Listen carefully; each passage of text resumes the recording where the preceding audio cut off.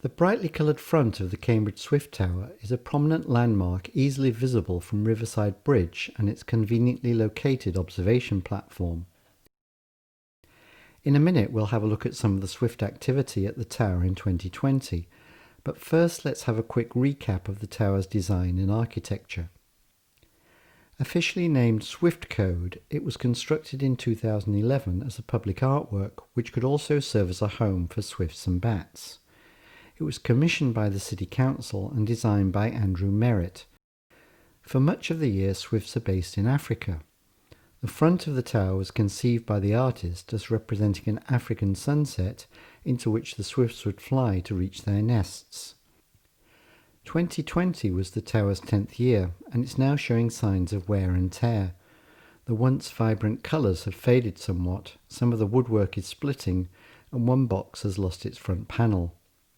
A refurbishment programme will need to be considered before too long.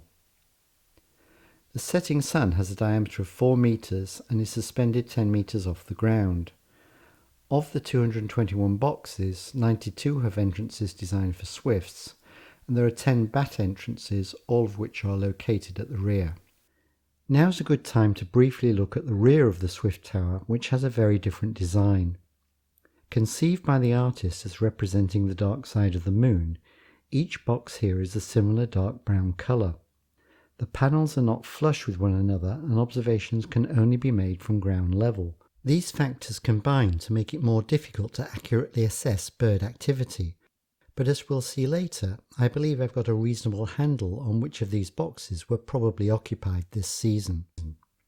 Now let's return to the front and look at where the entrances are located, and how each box can be given an ID. There are 59 front entrances for swifts, distributed in a seemingly random manner. An additional 11 boxes on the lower periphery have side entrances. An imaginary vertical line through the centre of the setting sun divides the structure into two halves, east and west. Similarly, a horizontal line through the centre divides it into two parts, up and down. Now each box can be identified with reference to the very central box. Hence this highlighted box is 1 column west and 4 rows up, or simply west 1 up 4. And using the same notation, this side entrance is designated east 7 down 4. Let's look now at some of the swift activity at the tower in 2020, starting with those boxes which I think were occupied by breeding pairs.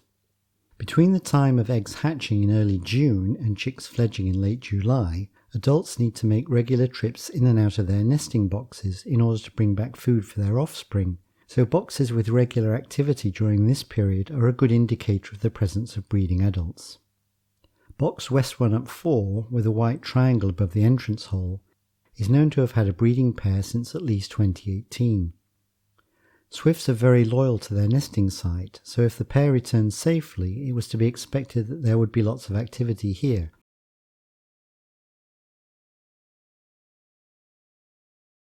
And so it proved, with many comings and goings.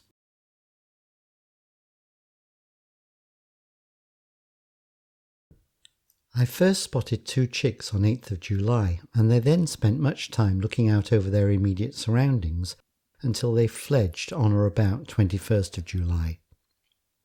Frequent swift activity has been reported since 2017 on box E7 down 4, and it was active again in 2020.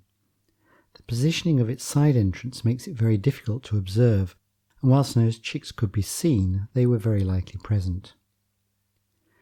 We'll see later that some of the other boxes with front entrances were used for roosting, but their infrequent activity and lack of chick sightings argues against these having housed additional breeding pairs. Looking now at the back of the tower, a breeding pair has been reported at box East 2 up 6 since 2017, and it was active again this year. 2 chicks were seen here over the course of several days in mid to late July. No chicks were seen in any other boxes. So in summary, it would seem that in 2020 there were 3 breeding pairs of swifts at the Cambridge Swift Tower. These were located in boxes West 1 up 4 with a front entrance, box East 7 down 4 with a side entrance, and box East 2 up 6 with a rear entrance. In addition to breeding pairs, there are always young swifts on the lookout for future nest sites. If frequency of activity on a particular box is anything to go by, then here are 4 boxes which just might become regular nesting sites in future. Box East 1 down 3 seemed particularly active, and on one occasion a pair of swifts was seen entering. This is probably the strongest contender as a future nest site and will be well worth keeping an eye on next year. Its immediate neighbour, box East 2 down 3, also seemed to be moderately active, as did the next box along, that is box East 3 down 3.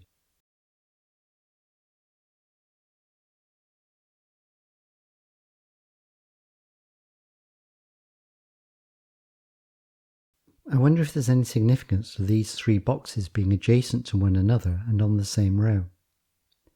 The final contender is box West 1 down 1.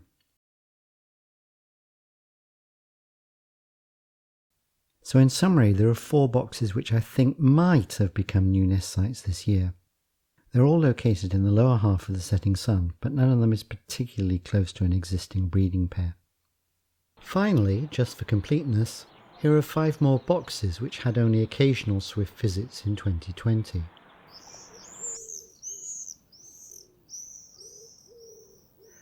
These probably won't be housing breeding pairs next year, but let's hope that the colony expands and we get to see ever more spectacular aerial displays over Logan's Meadow in future summer months.